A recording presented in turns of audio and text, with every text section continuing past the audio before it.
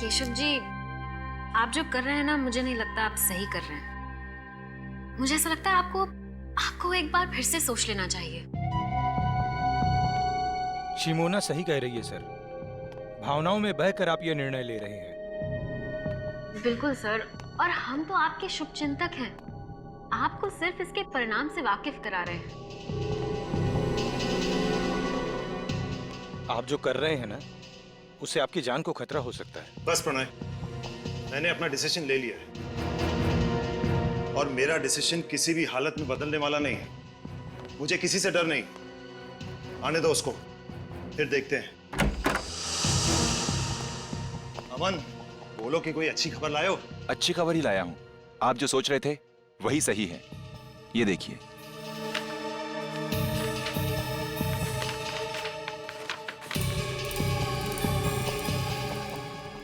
Simona, जी? वो कागजात देना। जी। पेन।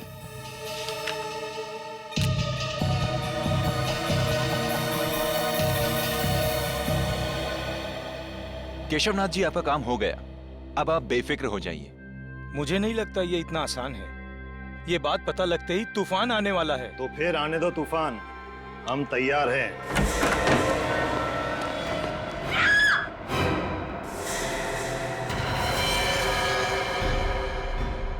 तुम्हें चेतावनी दी गई थी मिस्टर केशव, और चेतावनी सिर्फ एक बार दी जाती है।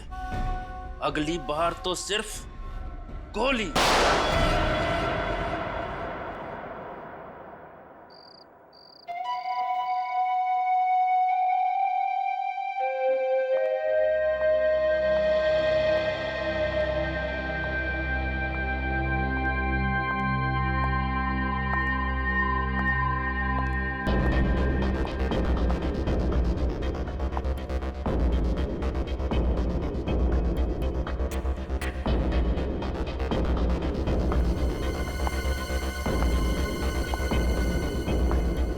Law, science,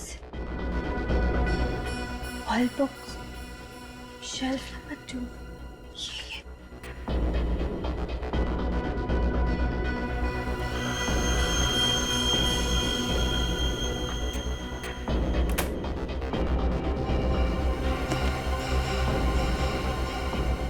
The World Atlas and Encyclopedia.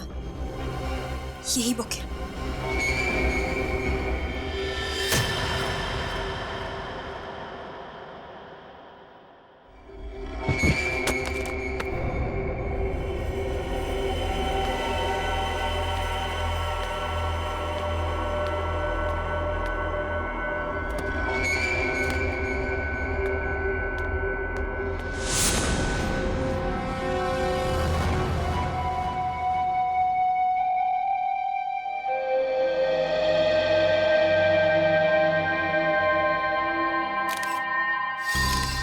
इसके गले में छेद है।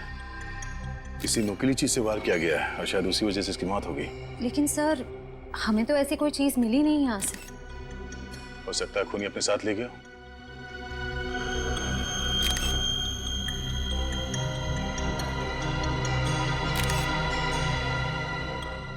सर, कोई मोबाइल, कोई आईडी कार्ड नहीं है।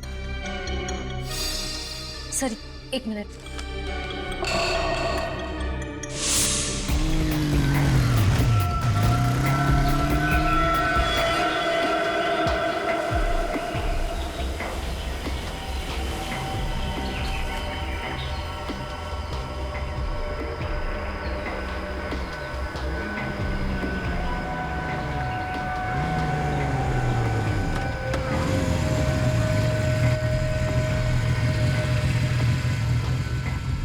क्या करना है मुझे?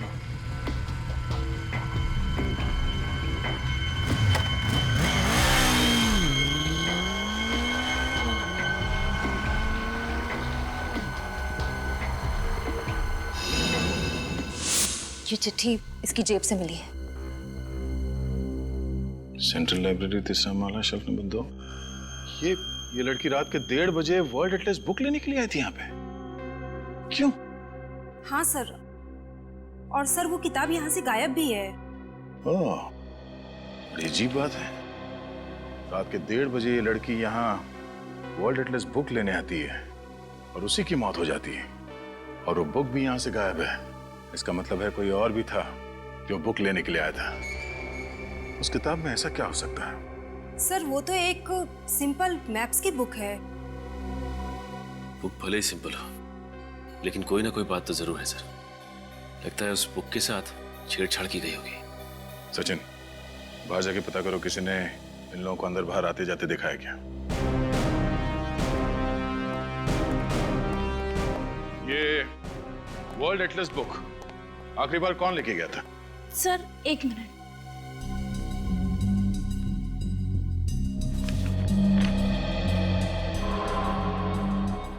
सो मिस्टर अमन। अमन?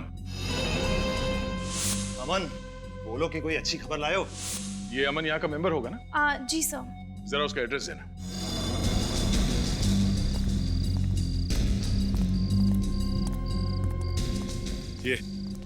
ये पीछे का गेट तो हमेशा बंद रहता है। अगर वो लड़की यहाँ से आई है इस तरफ से, वो जो औरत कैंडल बेच रही है उसे पता होगा। लो पूछते हैं। Excuse me. 10 का 1 कैंडल है सर, कितने कैंडल्स दूं? देखिए हम लोग कैंडल लेने नहीं आए, आपसे कुछ पूछना था। आप यहाँ पर कब से हैं? जी मैं शाम से लेके सुबह तक यहाँ बैठती हूँ, कैंडल बेचती हूँ। यहाँ पास में चर्च है, यहाँ देर रात तक लोग कैंडल जलाने आते हैं। क्यों, क्या हुआ मैम? देखिए ये सामने जो लाइब्रेरी है ना, वहाँ पे एक खून हो गया। मुझे लगा ही था उस लाइब्रेरी में कुछ तो गड़बड़ हुआ है। अच्छा, आपको ऐसा क्यों लगा कि लाइब्रेरी में कुछ गड़बड़ है? सर वो कुछ देर पहले। राजू, गाड़ी निकाल जल्दी। मैडम 10 रुपए का 1 कैंडल है, प्लीज ले लीजिए मैम। शिमोना, वो कागजात देना। जी मुझे नहीं चाहिए मैम। कहा ना नहीं चाहिए ma'am please. Driver city market जल्दी। क्या 2 बजे रात को वो सिटी मार्केट जाना चाहती थी? आपने ठीक से सुना था? जी हाँ, मैंने बराबर सुना था। आपने उसका चेहरा तो देखा होगा ना? जी हाँ, मुझे याद है। मिस्टर अमन का यही घर है? जी हाँ।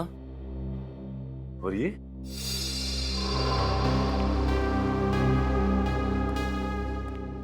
क्या आप यही अमन जी हैं?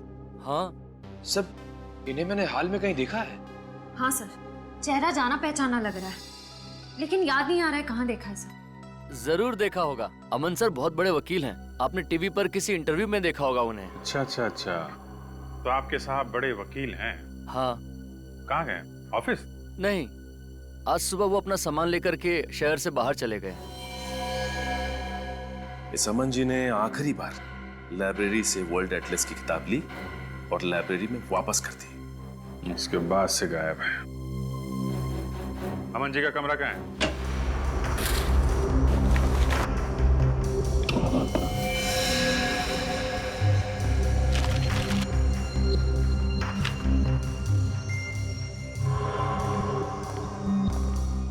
सर अलग अलग देशों के कटे हुए नक्शे मिले हैं।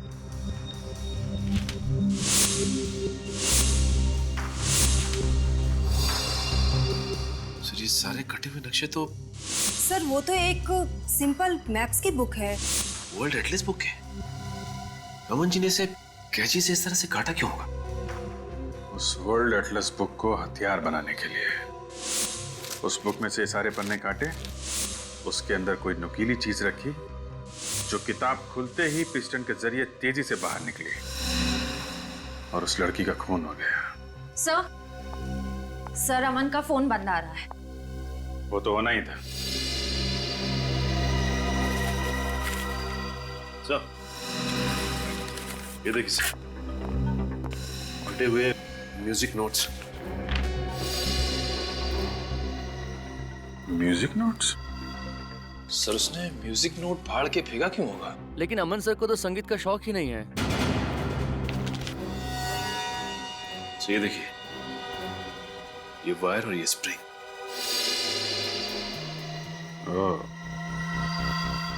मिस्टर अमन का लाइब्रेरी से वर्ल्ड एटलस बुक का लाना उसके पन्नों के साथ छेड़छाड़ करना और वापस बुक लाइब्रेरी में रख देना। उसके बाद एक लड़की का लाइब्रेरी में से उसी बुक को लेना और उस बुक से उसका खून हो जाना और मिस्टर अमन का गायब हो जाना।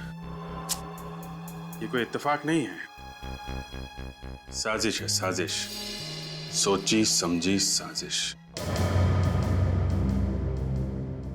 रात के 1:30 बजे एक अनजान औरत सेंट्रल लाइब्रेरी में घुसती है और वहां से एक ऐसी किताब उठाती है जिसके अंदर हथियार छुपा के रखा गया था और शायद कोई संदेशा भी। और उसी हथियार से उस अनजान औरत का खून हो जाता है। फिर कोई वो किताब चुरा लेता है, वो भी एक अनजान औरत। सर, मुझे ऐसा लगता है कि दोनों औरतों को वर्ल्ड एटलस की जरूरत होगी और बुक एक ही थी, इसलिए दोनों में झगड़ा हो गया। दूसरी वाली औरत ने पहली वाली को मार दिया और बुक ले ली। सर, रात के 1:30 बजे एटलस को लेकर दोनों औरतों के बीच में झगड़ा हुआ और एक ने दूसरे को मार दिया, केस खत्म, है ना? वाह।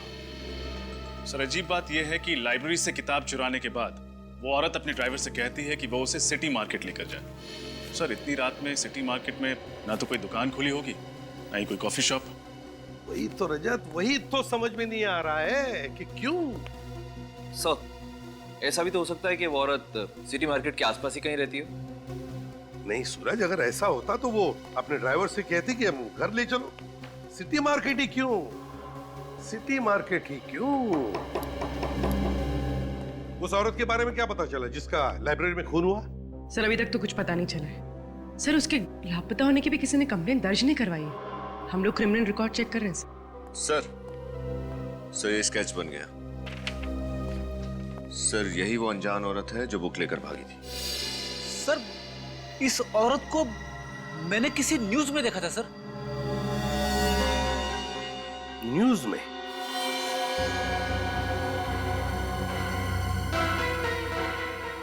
न्यूज में? अब याद आ गया, अब याद आ गया। उद्योगपति केशवनाथ जी के फार्म हाउस में जो आग लगी थी, उसकी खबरें सारे अखबारों में छपी थी। उसी में मैंने इन दोनों का फोटो देखा है। सर, ये हादसा तो 2 हफ्ते पहले ही हुआ था। पूर्वी सर, ये अखबार में जिस औरत का फोटो है उसकी शक्ल और ये स्केच वाली औरत की शक्ल कितनी मिलती जुलती है। सर, लेकिन ये तो शिमोना है। मैम, आपने पक्का इसी औरत को देखा था? जी सर, पक्का मैंने इसी को देखा था। सर, अगर शिमोना जिंदा है तो अमन ने पुलिस में झूठी रिपोर्ट क्यों लिखवाई? सर, और शिमोना ने लाइब्रेरी में उस लड़की की हत्या क्यों की? कोई ना कोई राज जरूर था केशवनाथ जी के फार्म हाउस में, जो उस आग में जलकर खाक हो गया। सारे चक्कर के पीछे ये अमन ही है, अमन। हाँ सर, इसलिए मिस्टर अमन ने शिमोना जी के लिए वो म्यूजिक नोट्स में वो संदेशा छोड़ा होगा, क्योंकि दोनों खुले में तो आमने सामने आ नहीं सकते थे। अमन और शिमोना, क्या क्या कनेक्शन हो सकता है इन दोनों के बीच में? और फिर ये शिमोना इतनी रात गए सिटी मार्केट किस लिए गई थी? सर, अमन के घर से हमें कुछ फटे हुए कागज मिले जिन पर कुछ म्यूजिकल नोट्स लिखे हुए। सर, इस वर्ल्ड एटलस का म्यूजिकल नोट से क्या कनेक्शन हो सकता है? उस वर्ल्ड एटलस में कुछ तो ऐसा होगा जिसकी वजह से शिमोना सीधे इस मार्केट में आ गई। सर, रात के समय लाइब्रेरी से सिटी मार्केट पहुंचने में लगभग 10-15 मिनट लगते हैं। उस कैनल बेचने वाली औरत ने हमसे कहा था कि उसने शिमोना को 1:45 बजे देखा होगा, तो वो इस मार्केट में 2 बजे तक पहुंच गई होगी। हाँ, लेकिन उस समय तो मार्केट बिल्कुल सुनसान रहा। मुझे नहीं लगता कि किसी ने शिमोना को या उसकी गाड़ी को देखा होगा। फिर भी ट्राई करते हैं, हो सकता है किसी ने कुछ देखा हो।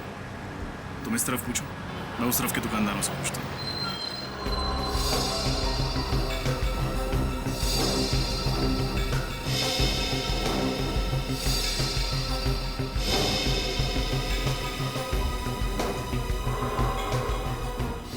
सर, आखिर आप क्या ढूंढ रहे हैं?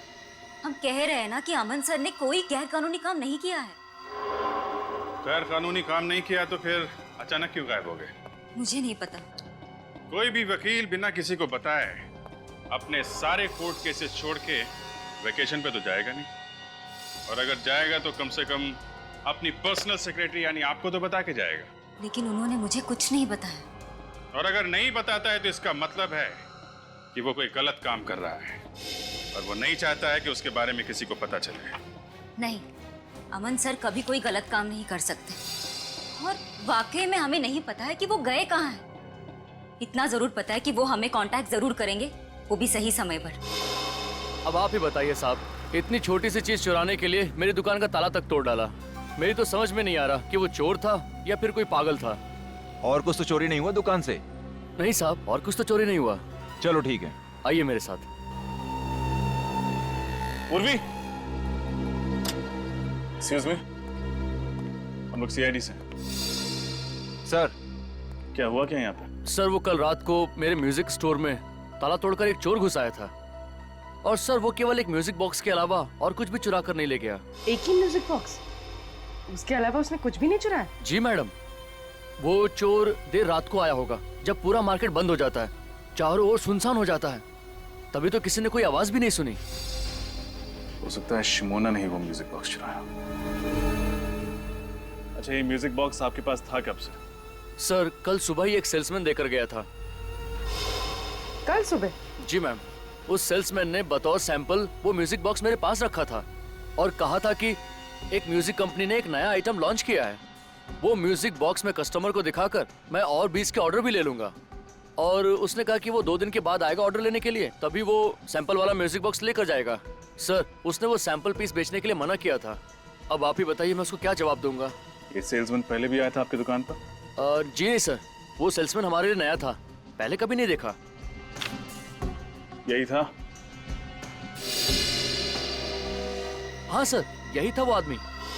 Thank you. मुझे लगता है अमन यहाँ सेल्समैन बनकर आया और उसने इस दुकानदार को वो म्यूजिक बॉक्स बतौर सैंपल दिया ताकि ये दुकानदार उसे बेच ना पाए और शिमोना आकर उसे चुरा ले। सर जरूर उस किताब में कोई कोड या मैसेज होगा जिसमें लिखा होगा कि शिमोना को म्यूजिक बॉक्स इस मार्केट से चुराना है।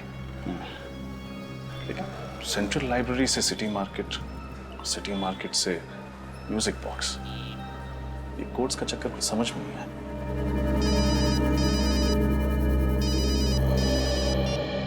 हाँ सचिन,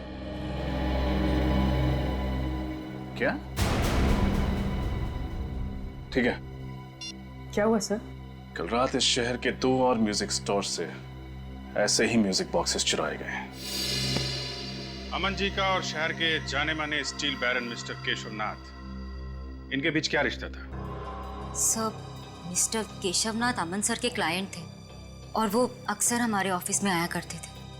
अमन सर मिस्टर केशवनाथ का लीगल काम संभाल रहे थे जो गुप्त रखा गया था। जी सर, और इसी सिलसिले में एक दिन उनकी बेटी मीनार भी हमारे ऑफिस में आई थी सर। मीनार तुम? मैम, हम लोग यहाँ पे कुछ इम्पोर्टेंट काम कर रहे हैं, प्लीज आप बाहर जाइए। तुम चुप करो और निकलो यहाँ से। और तुम अमन, अगर मेरे पापा को बहकाना बंद नहीं किया ना तो उसका नतीजा बहुत बुरा होगा। मैम, ये आप क्या कर रही हैं? पागल हो गई है क्या आप? मिस्टर अमर केशवनाथ जी का ऐसा कौन सा गुप्त काम संभाल रहे थे जिसकी वजह से मिसेस मीनार को उन्हें जान से मारने की धमकी देनी पड़ी? सर हमें वाकई में कुछ नहीं पता क्योंकि अमन सर मिस्टर केशवनाथ का काम खुद संभालते थे। हाँ सर, और इस केस के बारे में उन्होंने मुझे भी कुछ नहीं बताया सर। सर। हाँ बेटी। सर केशवनाथ जी के कोई भी लीगल पेपर्स इस ऑफिस में नहीं है, मगर सर ये मिसेस मीनार को अमन पे इतना गुस्सा क्यों आया? और सर ये अमन फार्म हाउस में लगी आग के सिर्फ एक गवाह थे या वो जानते थे कि आग लगने से पहले वहां क्या हुआ था? ये तो केशवनाथ जी के फार्म हाउस पे जाके ही पता चलेगा। जरा मिसेस मीनार को भी वहां बुलवाओ।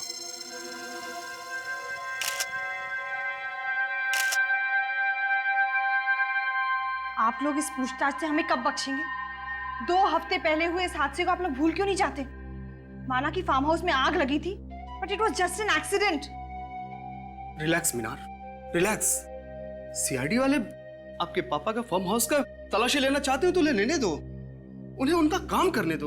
थैंक यू मिस्टर भास्कर, कम से कम आप हमारे काम को समझते हैं। देखिए मिसेस मीनार, हम सिर्फ अपनी ड्यूटी कर रहे हैं। इस फार्म हाउस में जो आग लगी और जिसमें आपके पिताजी और उनके 2 एसोसिएट जल के मर गए, आपको ये मालूम होगा कि उसकी रिपोर्ट मिस्टर अमन ने लिखवाई थी। तो हुआ ये है कि मिस्टर अमन अभी लापता हो गए हैं। और सिर्फ इतना ही नहीं, सेंट्रल लाइब्रेरी में हुए एक गुमनाम लड़की के कत्ल में भी उसका हाथ है। मुझे ये नहीं समझ में आ रहा कि एक लाइब्रेरी में हुए कत्ल का इस फार्म हाउस के जलने से क्या मतलब है। यहाँ आग कैसे लगी, कब लगी, पुलिस इसकी तहकीकात कर रही है। और तहकीकात में ही पता चला है कि अमन को आपने बंदूक दिखा के धमकी दी थी। क्यों? क्योंकि अमन एक नंबर का धोखेबाज है। उसने मेरे पापा की आंखों में धूल झोंक कर करोड़ों रुपयों का कबूल किया है। और इससे आप ये कैसे कह सकते हैं कि मैंने अमन को कुछ किया है? ठीक है, फिलहाल अभी हम आपकी बात पर विश्वास कर लेते हैं, लेकिन सर ये बाहर पेड़ में धंसी हुई मिली। बंदूक की गोली? इसका मतलब इस फार्म हाउस में गोलियां भी चली। Oh my God. ये गोली चलने वाली बात अमन ने पुलिस रिपोर्ट में क्यों नहीं लिखवाई? ये वीणा का है, ये संतूर का है और ये सितार का है। ये तीनों एक ही राग पर है, लेकिन इनके वाद्य यंत्र अलग अलग हैं। ये तो शुद्ध संगीत है। आपके वक्त और आपकी मदद के लिए शुक्रिया। नमस्कार। ये अमन तो एक वकील है ना, तो भला एक वकील शिमोना को शास्त्रीय संगीत के जरिए अपना मैसेज क्यों भेजेगा? सर, और शिमोना ने वही म्यूजिक बॉक्सेस चुराए हैं जिसपे ये एक ही राग 3 अलग अलग म्यूजिकल इंस्ट्रूमेंट्स पे बजाए गए हैं। सर, हो सकता है कि इन 3 अलग अलग इंस्ट्रूमेंट से बजाया गया राग किसी व्यक्ति या किसी जगह के बारे में इशारा कर रहा हो।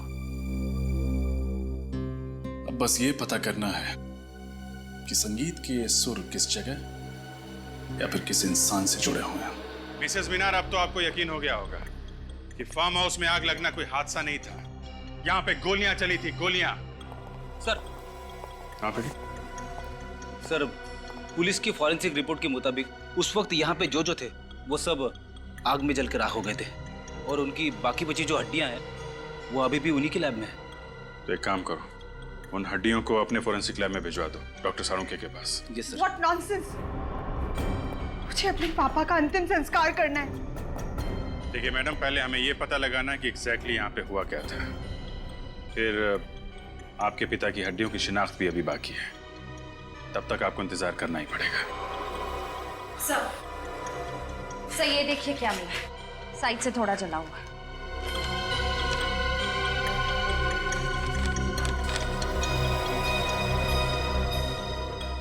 DNA print. हड्डियां तो बुरी तरह जल गई हैं। इनके चेहरे अच्छे से बन पाएंगे? हाँ अभिजीत, इस फेस कंस्ट्रक्शन सॉफ्टवेयर के जरिए अब मौका वारदात पर पाई गई खोपड़ी का फेस कंस्ट्रक्ट करने की कोशिश तो करो।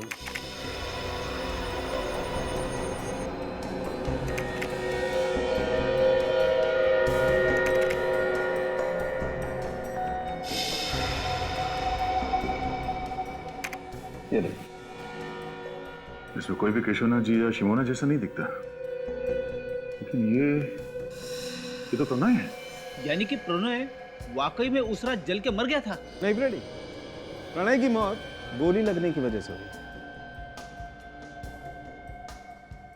हुई। ये दोनों कौन है?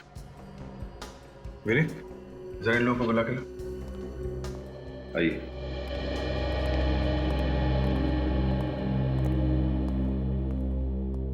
जरा इन 2 चेहरों को देखिए, इनको पहचानते हैं आप लोग? कभी ये देखा है? इनमें से हम किसी को नहीं जानते।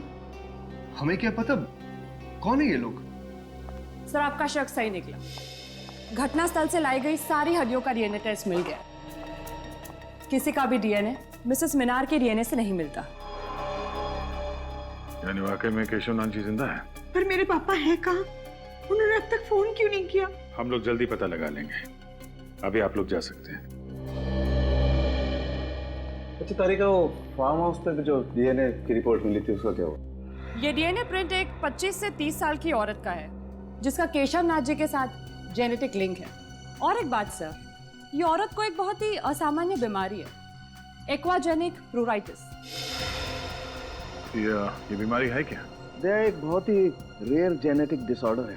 इसके रोगी को पानी से एलर्जी होती है। जरा सा भी पानी अगर शरीर में कहीं भी लग जाए तो बहुत जबरदस्त एलर्जी होती है, खुजली होती है।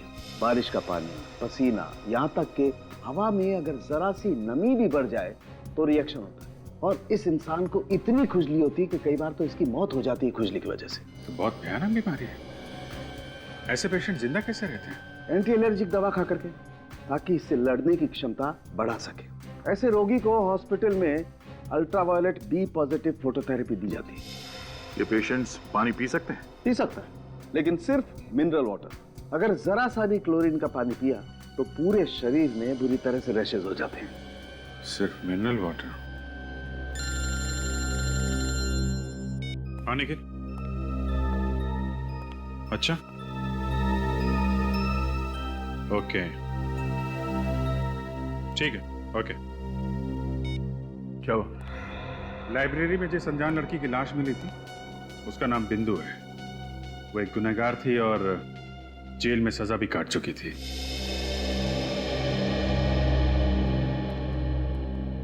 सीआईडी मुंबई टीम से आपसे सुबह फोन पे बात हुई थी। यस सर, बैठिए ना।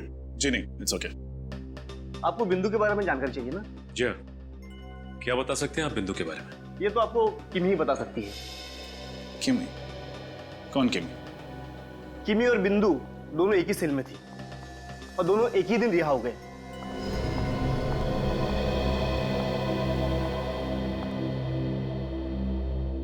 किमी देखो, हम तुम्हें डराने या धमकाने नहीं आए हैं। हम बस ये जानने आए हैं कि तुम बिंदु के बारे में क्या जानती हो। वो बिंदु क्या? बिंदु ने मेरे को पैसे का लालच दिया था और बोला था किसी काम में उसका साथ देने को। कैसा काम? वो तो सर उसने नहीं बताया। किसने सौंपा था काम? सब ये भी नहीं बताया उसने। बोला था टॉप सीक्रेट है। और साहब मैंने पूछा भी नहीं, अपने को तो सिर्फ पैसों से मतलब था साहब, इसलिए नहीं पूछा। कहाँ गई थी तुम उसके साथ? Central library, Mumbai. Central library? इसका मतलब बिंदु पहले भी गई थी लाइब्रेरी? हाँ सर। क्यों गए थे तुम दोनों वहां? सर बिंदु और मैं सॉफ्टवेयर इंजीनियर बनकर गए थे उस लाइब्रेरी में।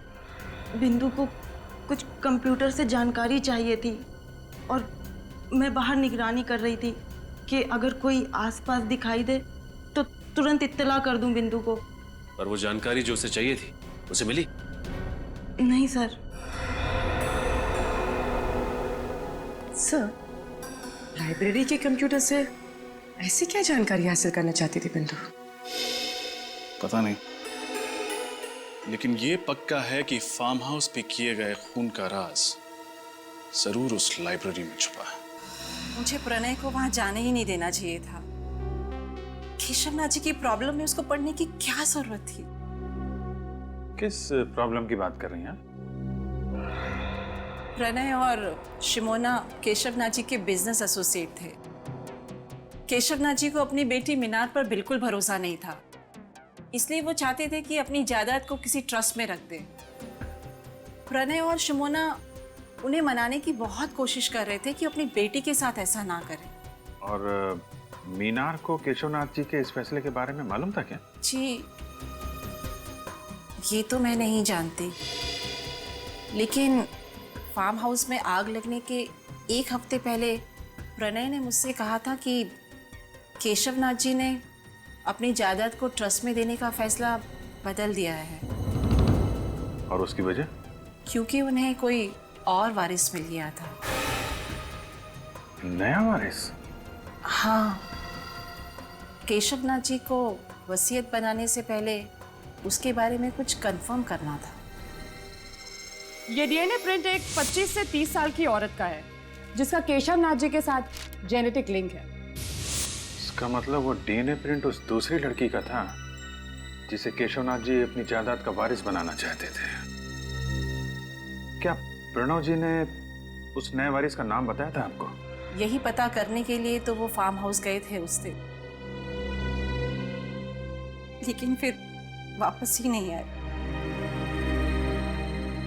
मतलब ये सारा केस केशवनाथ जी की जायदाद से जुड़ा हुआ है, जो अपनी बेटी को नहीं बल्कि किसी और रिश्तेदार को देना चाहता है।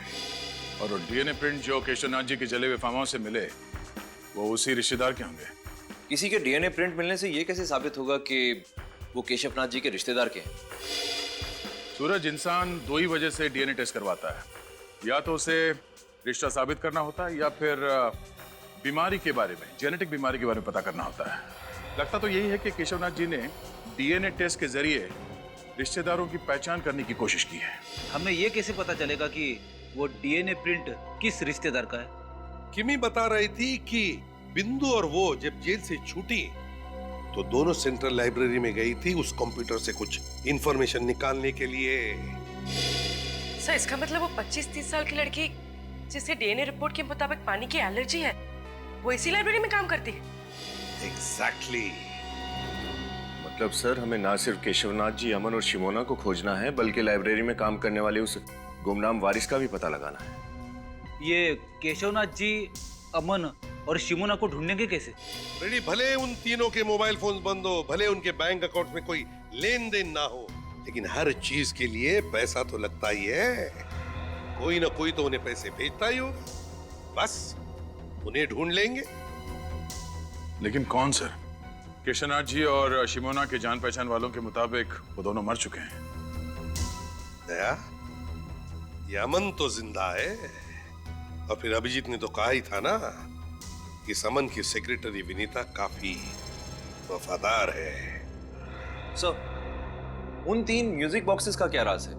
वो अमन ने शिमोना के लिए 3 अलग अलग दुकानों में क्यों रखे थे? अमन को पता था कि कोई उसका पीछा कर रहा है, इसीलिए वो तीनों म्यूजिक बॉक्सेस में शिमोना के लिए संदेश भेजता था। दया, लेकिन पता लगाना पड़ेगा इस केशवनाथ जी का म्यूजिक से क्या संबंध है। और एक काम, इस अमन की सेक्रेटरी विनीता पर नजर रखो, विनीता पर नजर रखो।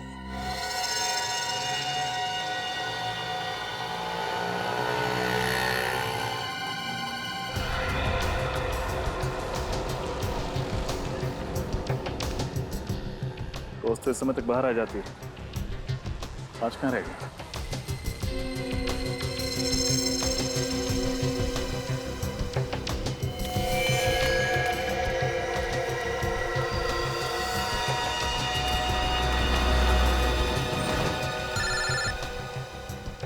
सर ये पैदल ही आई है, शायद ऑटो का वेट करे।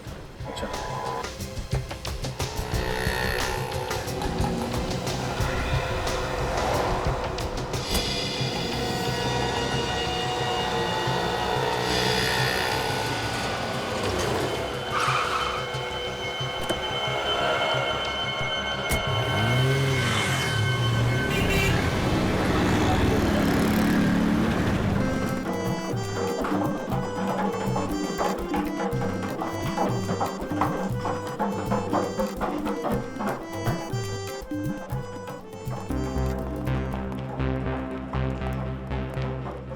जरा देखो अलंकार जी कहाँ है।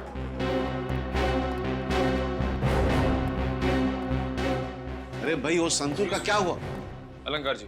जी अलंकार जी, हम सीआईडी से हैं और आपसे कुछ पूछताछ करना चाहते हैं। जी पूछिए। इस म्यूजिकल स्कूल को बनाने वाले केशवनाथ जी के फार्म हाउस में जिस दिन आग लगी, उस दिन वो आपसे 2 बार मिलने आए थे, क्या ये सच है? जी हाँ, ये बात सच है। शिमोना यहाँ 3 म्यूजिकल बॉक्सेस लेकर आई थी। कहाँ है वो बॉक्सेस? अब उस लड़की का नाम शिमोना है या नहीं मुझे पता नहीं, मैंने तो कभी पहले उसे देखा तक भी नहीं। वो यहाँ बॉक्स लेकर आई थी या नहीं? एक लड़की आई तो थी। केशवनाथ जी और अमन के कहने के मुताबिक मैंने वो बॉक्सेस लेके चेक करके अपने पास रख ली। हमें वो बॉक्स चेक करना है।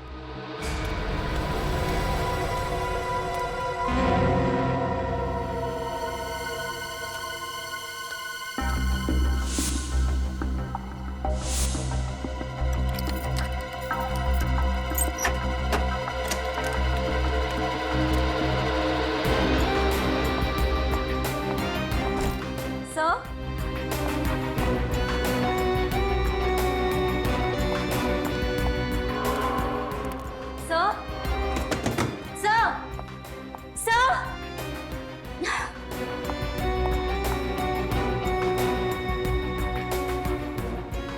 चले गए सबके सब? गए होंगे किसी काम से।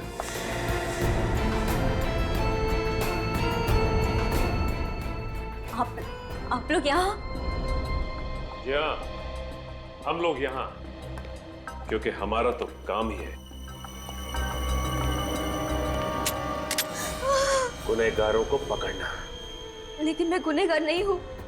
मैं सच में गुनहगार नहीं हूँ। कुछ नहीं किया है मैंने। गोली मत चलाना प्लीज। बंदूक पीछे रखो। बहुत डर लगता है मुझे बंदूक। और झूठ बोलने से डर नहीं लगता? मुझे माफ कर दो सर। मैंने झूठ कहा था कि मैं अमन सर के बारे में कुछ नहीं जानती। मैं तो सिर्फ उनके ऑर्डर्स को फॉलो कर रही थी। अमन सर, मिस्टर केशवनाथ और शिमोना मैडम यही छुपे हुए थे। इसका मतलब ये तीनों इस षड्यंत्र में मिले हुए थे। तुम्हारे पास अमन और शिमोना का नंबर होगा? हाँ सर। फोन लगाओ, पूछो कहाँ है।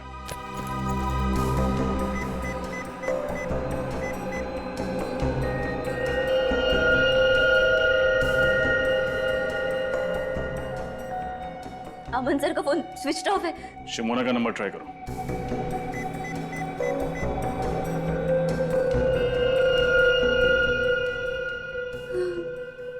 उनका फोन भी बंद है।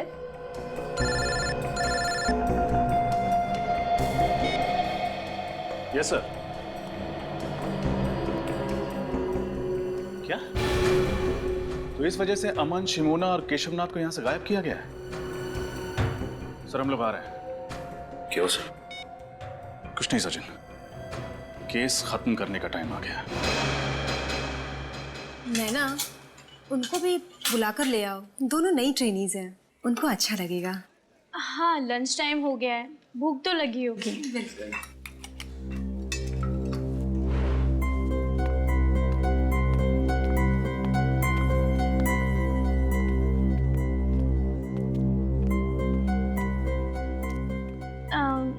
Excuse me. हाय, मेरा नाम नैना है। चलो साथ में लंच करते हैं। दीप्ति,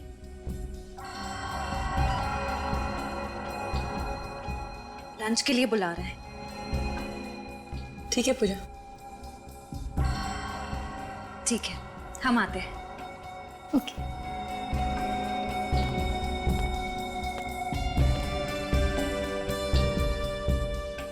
ये लाइब्रेरी बहुत बड़ी है। एक्स्ट्रा स्टाफ की जरूरत नहीं थी, फिर भी ट्रस्ट वालों ने तुम दोनों को यहाँ पर जॉब दी। अच्छी बात है।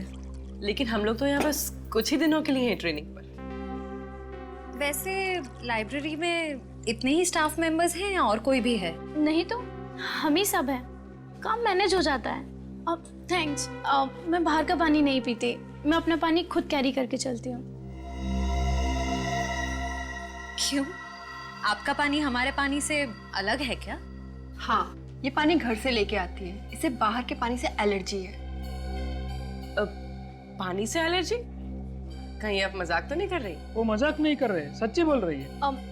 एक्चुअली क्या है, मैं अगर क्लोरीन का बाहर का पानी पीऊं तो उससे मेरी मौत भी हो सकती है। इसके रोगी को पानी से एलर्जी होती है और इस इंसान को इतनी खुजली होती है कि कई बार तो इसकी मौत हो जाती है खुजली की वजह से। ये पेशेंट्स पानी पी सकते हैं? पी सकता है, लेकिन सिर्फ मिनरल वाटर। अगर जरा सा भी क्लोरीन का पानी पिया तो पूरे शरीर में बुरी तरह से रैशेज हो जाते हैं।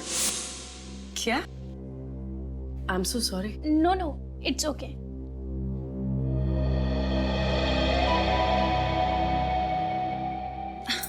अरे मैं तो भूल ही गई। एवरीबडी एक्सक्यूज मी, मैं अभी आई।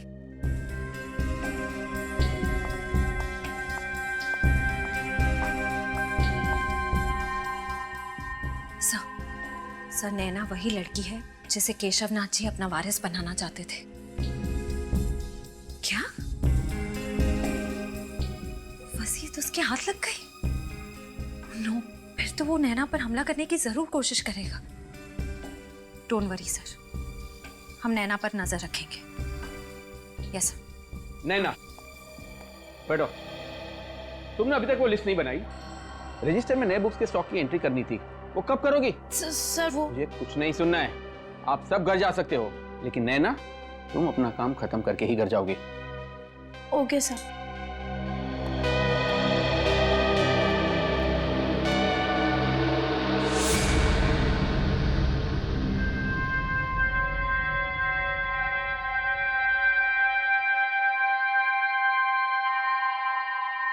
उफ,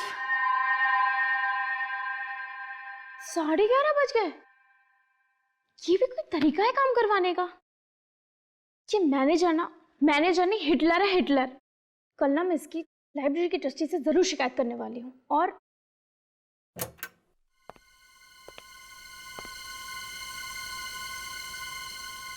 कौन है? सिक्योरिटी, सिक्योरिटी, कौन है? कौन है? कौन है वहां?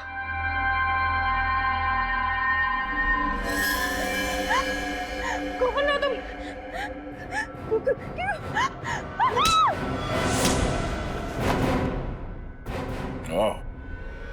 तुम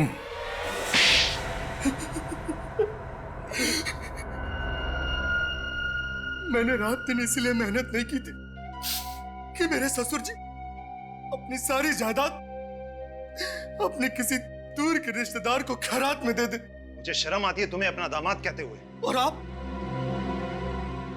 अपनी सगी बेटी को छोड़कर किसी दूर के रिश्तेदार को अपनी सारी जायदाद कर देते हो, वो क्या अच्छा था? शुरू से बता हुआ क्या?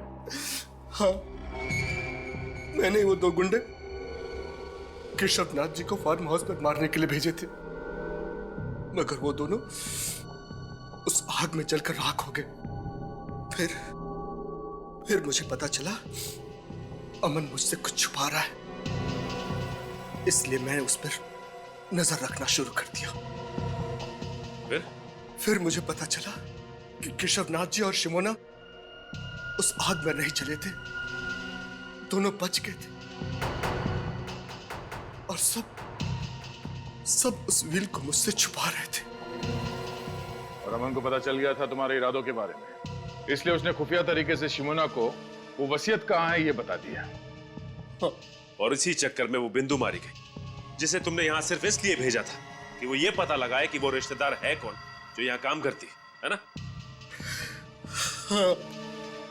केशवनाथ जी के फार्म हाउस में आग किसने लगाई? वो आग मैंने लगाई थी सर, ताकि लोगों को लगे कि केशवनाथ जी और शिमोना और प्रणय उस आग में तीनों जलकर मर गए।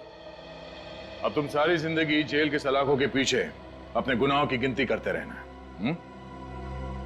अब मिस्टर अमन, आपने केशवनाथ जी की मदद की, अच्छा काम किया, मगर मदद करने का तरीका गैर कानूनी था। आपने खून किया है बिंदु का, और शिमोना जी आपने इसमें इनका साथ दिया। आप दोनों को भी गिरफ्तार किया जाता है। For more updates, subscribe to our channel, click the show links and enjoy watching the videos.